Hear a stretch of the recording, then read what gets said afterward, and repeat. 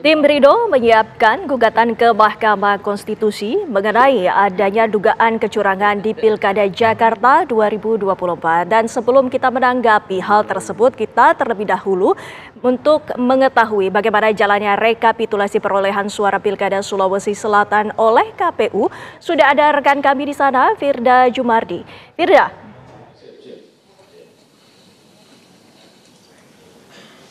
Ya, Windy dan juga pemirsa, KPU Provinsi Sulawesi Selatan ini telah melakukan rapat pleno terbuka rekapitulasi hasil perolehan suara pada Jumat malam atau kemarin pada tanggal 6 Desember 2024 dan saat ini masih berlangsung, di mana pada malam kemarin ini dimulai dari Kabupaten Sidrap, kemudian juga dilanjutkan oleh Kabupaten Sinjai, kemudian juga Kota Parepare, dan pada hari kedua ini dibuka pagi tadi dari rekapitulasi Kabupaten Takalar, kemudian juga dilanjutkan Pangkep, kemudian Maros, Palopo, kemudian juga Baru, Wajo, Luwu, Luwu Utara, Bulukumba, dan saat ini kabupaten yang sedang berlangsung rekapitulasi di belakang saya adalah Kabupaten Bantaeng. Dan pemirsa, sempat tadi di beberapa kabupaten ini ada dinamika yang terjadi antara Bawaslu kemudian juga saksi paslon terhadap laporan rekapitulasi dari masing-masing kabupaten yang telah dilakukan di rapat pleno terbuka. Dan untuk mengetahui bagaimana dinamika terjadi tadi, saya sudah bersama dengan Ketua Bawaslu Sulawesi Selatan, Mardiana Rusli. Selamat sore, Kak Mardiana. Selamat sore. Kak Mardiana, tadi sudah melihat bagaimana jalannya rekapitulasi selama 2 hari terakhir. Ini dinamika yang terjadi bisa diceritakan tadi apa saja? Ya, intinya bahwa proses rekapitulasi tidak hanya bisa soal angka ya, tetapi kita juga melakukan koreksi terkait mekanisme dan prosedural. Misalnya soal kebijakan terkaitnya, karena dalam data ini kita melihat pengguna pemilih untuk kategori DPT harusnya antara gubernur dan bupati ada kesesuaian angka. Tetapi faktanya di beberapa kabupaten justru terjadi perbedaan.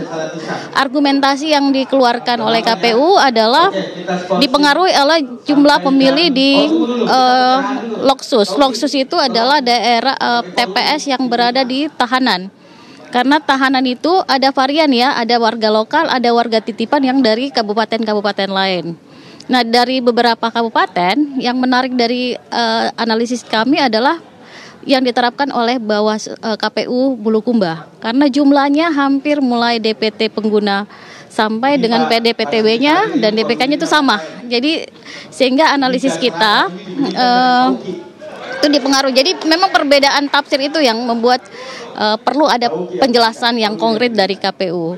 Yang kedua adalah kenapa kita juga mencoba menelisik dengan baik, karena dari kasus Sidrap kemarin kita menemukan pemilih yang dari Loksus itu keluar dan menggunakan hak pilihnya sebagai DPK di TPS tempat dia berasal. Lalu setelah kita men-tracking dalam daftar hadir ada 3 nama yang di situ. Nah, hingga kita bertanya pada KPU, di 3 nama ini siapa yang sudah pengguna DPK atas nama Herman, itu apakah tidak mencoblos 2 kali? Nah, hal-hal itu yang kita lakukan cross-check untuk menghindari potensi adanya coblos 2 kali berpotensi PSU. Terima kasih, Kak Mardiana, bisa dilanjutkan untuk memantau rekapitulasi yang sedang berjalan. Dan pemirsa, dapat kami informasi juga di Sulawesi Selatan terdapat 24 kabupaten kota, di mana 13 kabupaten kota ini telah menyelesaikan rekapitulasi suara, dan rekapitulasi suara di Provinsi Sulawesi Selatan ini akan terus berlangsung hingga tanggal 9 Desember 2024 dan pengumuman dan pengesahan nantinya ini paling lambat dilakukan pada 15 Desember 2024. Demikian, kembali ke Jakarta. Baik, terima kasih Firda Jumardi atas laporan Anda langsung dari Makassar, Sulawesi Selatan.